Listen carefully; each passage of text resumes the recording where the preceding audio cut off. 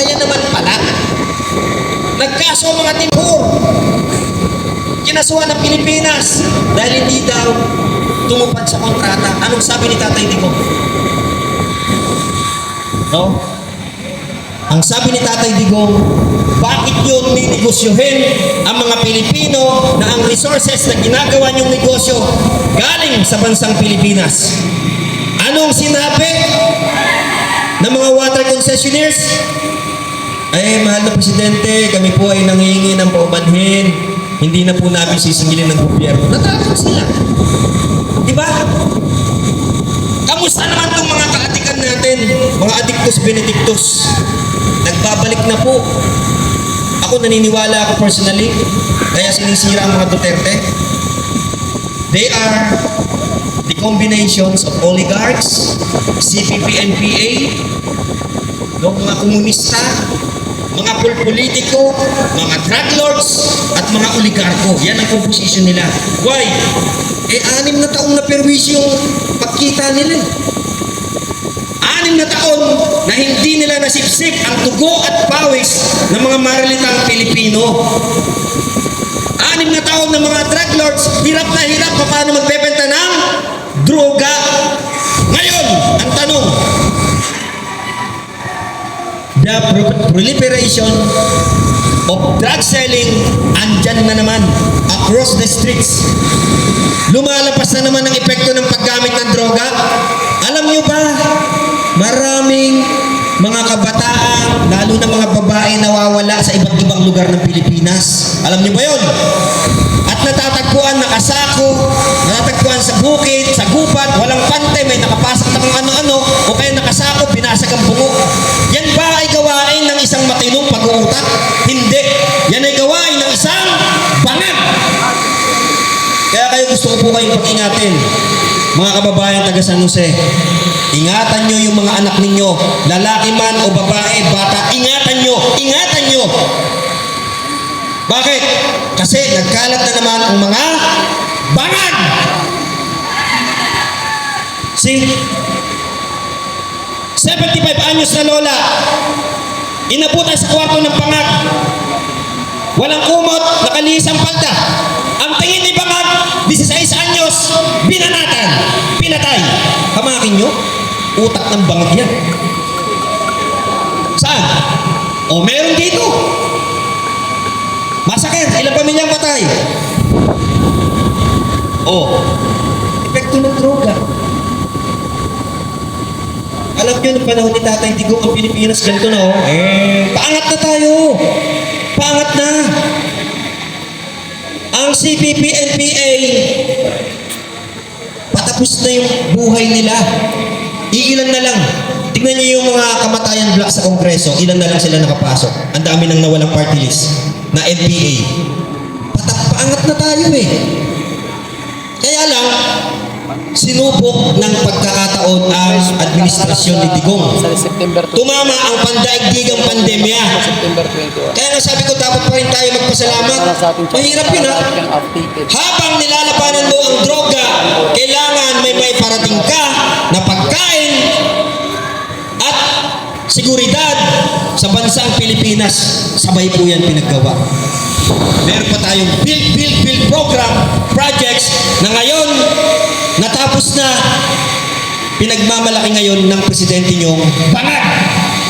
Kanya daw yun. Ano pangako? 1 million houses every year. 6 million houses during my term.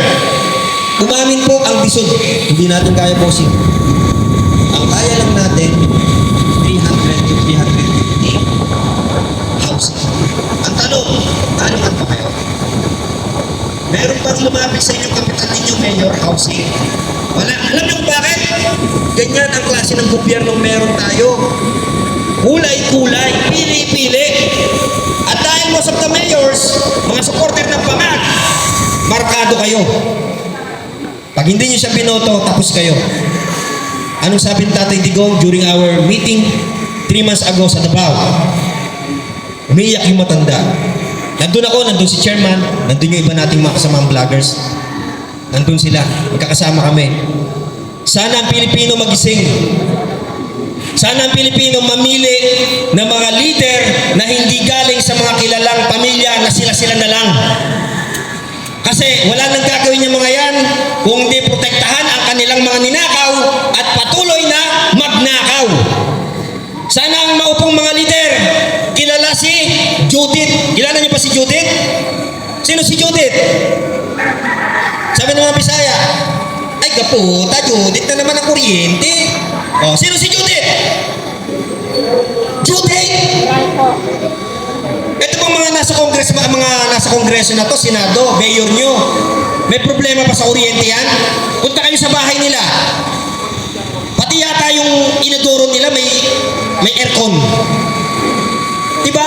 Tapos kayo lalapit, wala kayong pansaing, may problema kayo sa pamilya, may problema sa sakit, lalapit kayo doon, tatanungin yung mga staff nila, atin ba yun? Ay, hindi po, Mayor. Bigyan mo 500. Diba? Pagtalikod mo, sasabihin pa sa'yo ng Mayor, ganito.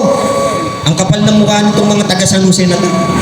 Binayaran ko na nga sila ng eleksyon, pupunta pa rito sa akin. Totoo yan. Sabihin nyo sa akin kung sinungaling ako. Naniniwala ba kayo sa akin na yung mga mayor, congressman, gobernador na yan, sila din ang nasa likod ng mga construction projects na yan? Tama mali? Tama. Oh, yun yung sinasabi namin. Alam nyo naman eh. Tama. Now, kaya po nandito ang hakbang na may Kaya nandito po tayo sa para ngayon, North. meron na kayong kasama. May kakampi kayo. Sama-sama tayo. Northburg, Hindi babangon muli. Sama-sama tayo. Patalsikin ang pangak. Palmera, San Jose. Yan po ang ating misyon. Tama. Ang hakbang na may isog ay isang hakbang Nasa Northridge po. ng mga Pilipino Palmera. na gustong manawagan sa ating gobyerno. 4 lang Leaders Forum. na advokasya ang gusto nating ipanawagan at ang 4 na advokasya at prinsipyo na ito Tawa sa Jude. ay tutugma sa tinatawag nating mabuting pamamahala or good governance. Ano po ito? Pag itong 4 na to, meron ng isang politiko o lingkod bayan, makakasiguro tayo na maganda ang bigay ng serbisyo, maganda ang takbo ng ating lipunan. 4. Ano yun? Una, transparency. Dapat sa isang pamahalaan, malinaw na ipinapakita ng ating gobyerno saan napupunta ang budget na to. Meron po tayo tinatawag Republic Act 7160. May tinatawag tayong Consultative Development Council. Ang tanong ko sa inyo ngayon, alam nyo ba na lahat ng decision makings ng isang munisipyo dapat may representante kayo, ang organization? Ganyan din sa barangay.